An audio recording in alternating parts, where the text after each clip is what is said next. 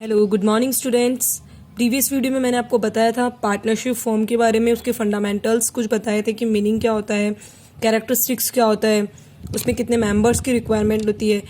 आज हम पढ़ेंगे पार्टनर्स जो होते हैं हमारे पास, उनके कैरेक्टरिस्टिक्स हमने बता दिए, पर उन्हें कुछ राइट्स भी होते हैं। जो उनके राइट्स और रिस्पॉन्सिबिलिटीज़ होती है, देखते हैं उनके क्या राइट्स होते हैं पार्टनरशिप के। तो आपका फर्स्ट पॉइंट है यहाँ पे, every partner has a right to take part in the conduct and management of business.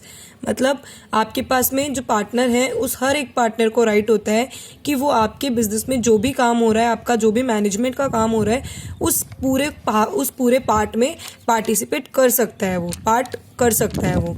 ठीक है, नेक्स्ट देखेंगे हम इसका राइट, सेकेंड राइट जो है वो,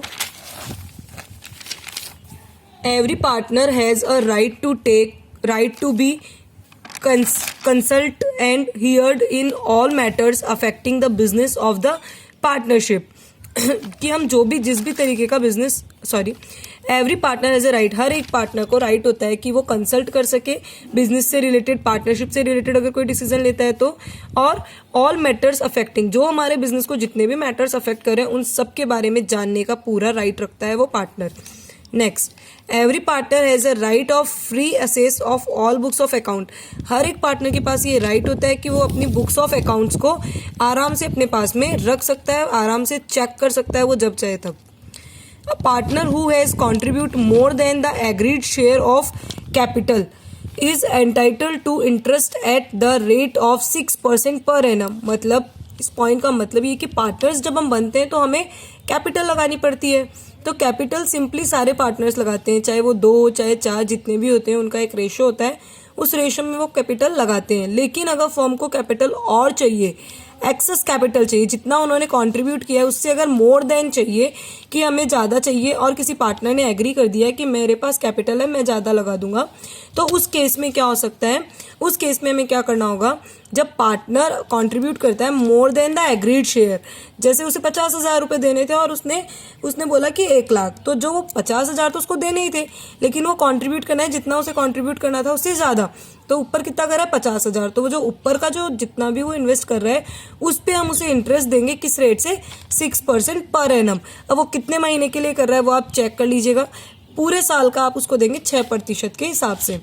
नेक्स्ट जो रिस्पॉन्सिबिलिटी है, ड्यूटी है, every partner is entitled to prevent the introduction of a new partner into the firm without his consent. हर एक, अगर हम किसी नए पार्टनर को इनवाइट करते हैं या नया पार्टनर कोई आता है, तो वो तब तक नहीं आ सकता जब तक कि हर एक पार्टनर का परमिशन नहीं मिलता उसे।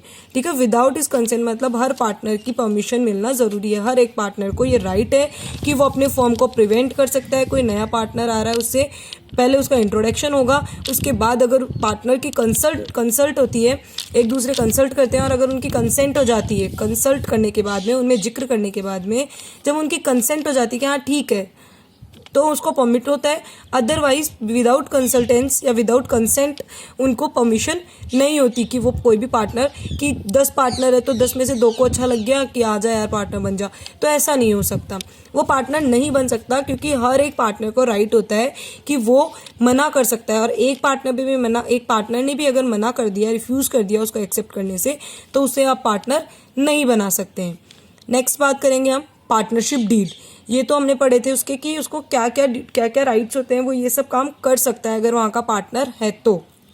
अब देखते हैं, एक डीड होती है, मैंने कल पढ़ा था प्रीवियस वीडियो में जब मैंने पढ़ाया था, तो उसमें ये था कि एक एग्रीमेंट होता है इनके बीच में। Agreement is just like a partnership deed. Okay, partnership deed वो क्या होता था, उसमें भी रूल्स रेगुलेशंस होते थे। तो partnership deed is a document that outline in detail the rights and responsibility of all parties to the business operation. क्या बात हो रही है कि पार्टनरशिप डीड एक ऐसा डॉक्यूमेंट होता है जिसमें सारा डिटेल में होता है किस चीज़ के बारे में, जितनी भी पार्टीज वहाँ काम कर रही होती है, बिजनेस को ऑपरेट कर रही होती है, उनके राइट्स और रिस्पॉन्सिबिलिटी के बारे में।